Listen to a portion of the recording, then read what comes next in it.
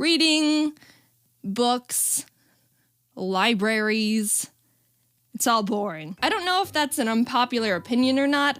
When I was growing up, it was pretty normal. But now I always hear people gush about how great it is to bundle up in a warm blanket with, quote, a good book, while the faint light of the fall evening peeks out of their cracked windows and hits their collection of plants perfectly. They've got a warm cup of chamomile tea they've prepared with the Keurig they use daily, and actually it's a funny story. They were about to get one at Target because they were on sale, but they received one as a gift instead. What a coincidence.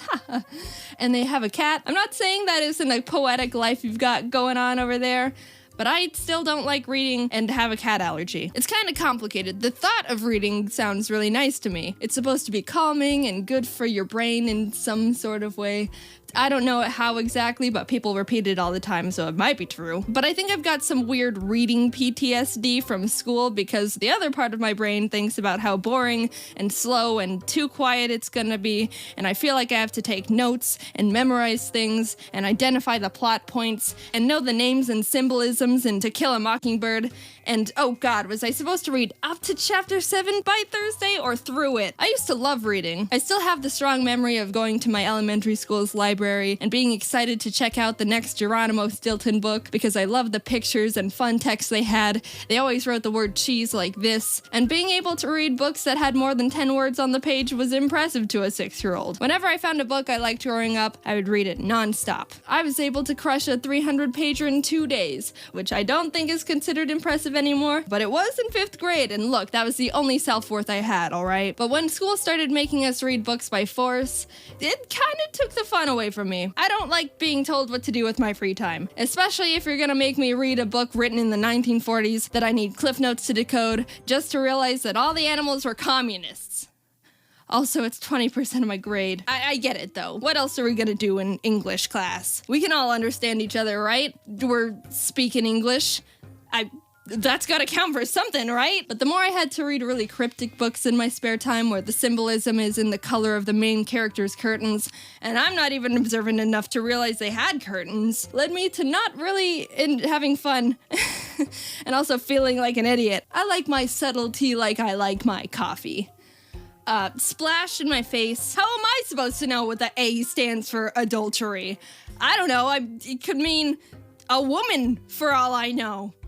Asparagus. But all that isn't anything new. Everyone complains about English assignments. Everyone hates reading the Scarlet Letter. Everyone thinks school should die. However, something that also locked in my disdain for reading was my mom. Hi, Mom! Of course, as a parent, you don't want your child to do nothing but play video games all day. That obviously leads to undeniable life failure. So what's the solution?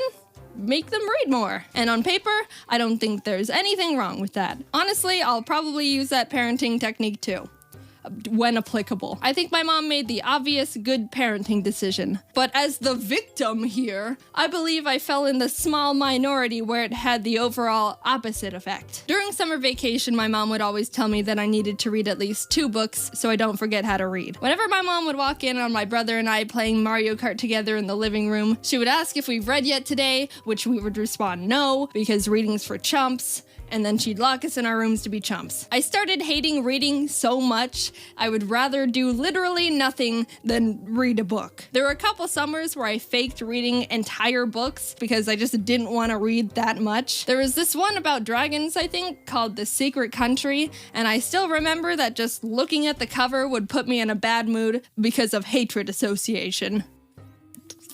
Screw your secret country. When I was being forced to read, I would sit angrily on my bed, open the book, move the bookmark a reasonable amount forward to make it look like I read, and then just sit there for 30 minutes staring at it. It was boring, and I don't know what was wrong with me. I could have had at least a decent time if I just tried to read the dang book, but I guess it turned into a dignity thing. Actually, the ironic part is maybe a year or so later I decided to restart the same book and give it another shot on my own terms, and I finished it in 2 days. It was pretty good. I did it again with another book called Molly Moon and the morphing mystery. It's like the 5th book in this Molly Moon series. It's been a while, so I don't really remember the story, but it's about this orphan who can hypnotize people and has a pug. Anyway, it's funky because I actually read the first few books of the series on my own and remember really liking them. I would read them any chance I got, but as soon as I was forced to read this one, I just decided I'd rather literally waste my time and sit alone rebelling against reasonable parenting. But this time I never went back to read it. I think that might have been the point of no return for me. I think the association of reading as a necessity or some sort of punishment has deep-rooted itself in me, and now I just feel like reading isn't fun or I'm in trouble for something even though I live alone. I've tried listening to audiobooks, but honestly, they make me feel really lonely. I don't know why. It might be the lack of visuals. I like pictures. And also no one else is around. It's the same with music. I've never been a big music person, so whenever I try to sit down and do something while listening to music, it somehow enhances this feeling of being alone and like time is going by slower, which makes me uncomfortable. So I always have either YouTube videos or more recently Twitch streams in the background. I'm still not super used to Twitch yet, but I like Ryukar's stuff. He plays Mario Maker. Sometimes I wish I read more. It might be good for me to slow down instead of always consuming fast-paced content on the internet, but on the other hand, I think it's just a preference I have that's been cemented with bad association. If you like reading, I think that's really great. I've got a lot of friends who like reading, and it's cool that you've got a really nice hobby you can fall back on to de-stress, or however you people feel while staring at words all day. I was gonna say you should recommend a good book I should give a try, but I took a second to think about if I would actually try to read any suggestions, and being real with myself, the answer is no. So, enjoy that chamomile tea. Hey, how's everyone doing? At home, I suppose? I'm lucky that I work from home and rarely leave the house, so quarantine isn't hitting me too hard. But to those of you who are outside people needing suggestions, may I suggest watching all of my videos in an infinite loop until we can leave our houses? Or Animal Crossing?